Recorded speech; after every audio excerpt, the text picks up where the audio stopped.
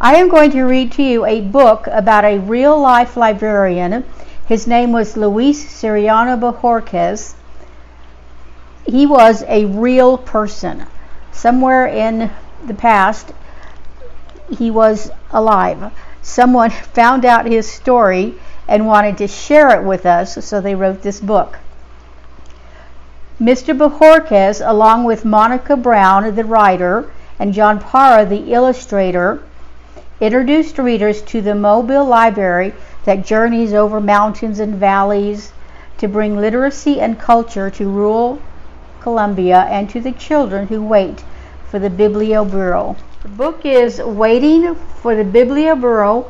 The author is Monica Brown and the illustrator is John Parra. On a hill behind a tree there is a house. In the house there's a bed, and on the bed there is a little girl named Anna, fast asleep.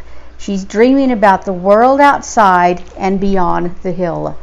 So you can see her there in the window. She's fast asleep dreaming. When Anna wakes up to the rooster's cock-a-doodle-doo, Pappy is already at work on the farm, and Mammy is busy in the garden. Anna bathes her little brother, feeds the goats, and collects the eggs to sell at the market. After breakfast, Anna and her mother walk down the hill. Anna closes her eyes against the sun and wishes she was back in the cool of the house with her book.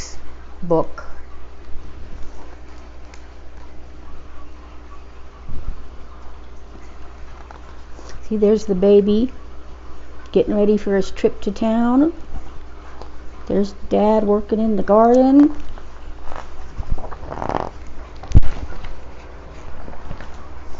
Anna has read her book, her only book, so many times she knows it by heart. The book was a gift from her teacher because she had worked so hard with her reading and writing. But last fall her teacher moved away, and now there is no one to teach Anna and the children in the village. There she is thinking about her teacher. Fond memories of her teachers, which hopefully you guys have.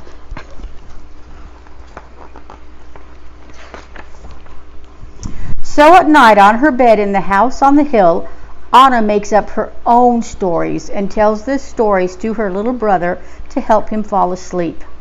She tells him stories about make-believe creatures that live in the forest, in the mountains, and out in the sea. She wishes for new stories to read, but her teacher with the books has gone. Here's some of the creatures she's made up. A little dog with horns, a cat with maybe a unicorn cat, I don't know. All of these come out of her imagination. One morning, Anna wakes up to the sounds of tack-a-tack-a-tack, clip-clop, clip-clop, and a loud hee-haw, hee-haw.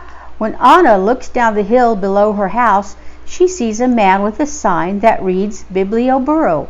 With the man, there are 2 burros. What are they carrying? They're carrying books. Anna runs down the hill to the man with the sign and the burros and the books. Other children are already there, and some are skipping down hills and stomping through the fields to see what's going on. Here's the burros, or donkeys. Here's the children waiting to see what happens. Who are you? Who are you? The children would ask. The man says, I am a librarian. And these are my burros, Alpha and Beta. Welcome to the Biblioburro, my library. But, Senor, I thought libraries were only in big cities and buildings. Oh, not this one, says the librarian. This is a moving library. Then he spreads out his books and invites the children to join him under a tree. Look, he brought the library to them. He's got all these books and the kids can read whatever they want. I bet Anna is really excited right now. Once upon a time, the librarian begins, sharing the story of an elephant who swings from a spider's web. He reads from books with beautiful pictures. then helps the little ones to learn their ABCs. He sings A, B, C, D, E, F, G. Finally, he says, now it's your turn. Pick out books, and in a few weeks I will be back to collect them and bring you new ones. Can I pick some too? Asks Anna. Especially you, says the librarian with a smile. Do you think an elephant could really swing on a spider's web? It would have to be one big web. So many books. While Alpha and Beta chomp the sweet grass under the tree, Anna picks up book after book and finds pink dolphins, blue butterflies, castles and fairies, talking lions, and magic carpets. All the things you can see in a book. And there's lots of books she can read from, that she can pick from. Someone should write a story about your burrows, Anna tells the librarian, rubbing Alpha's nose and feeding more grass to Beto. Why don't you? He asks. Then he packs up the books and he's gone. Enjoy, he calls to the children. I will be back. Anna runs up the hill to her house, hugging the books to her chest. She can't wait to...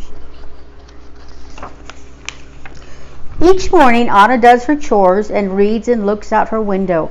She listens for the sounds of Alpha and Beto, but weeks pass and the librarian has not come back yet. When will he come back? She asks her mother, who smiles and says, Go read, Anna. When will he come back? She asks her mother, who smiles and says, Go draw, Anna. When will he come back? She asks her mother, who smiles and says, Go write, Anna. When will he come back? She asks her mother, who finally says, Go to bed, Anna.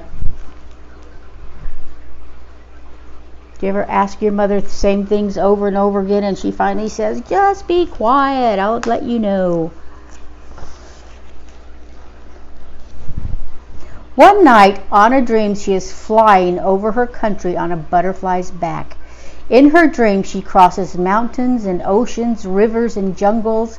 She's bringing stories everywhere she goes.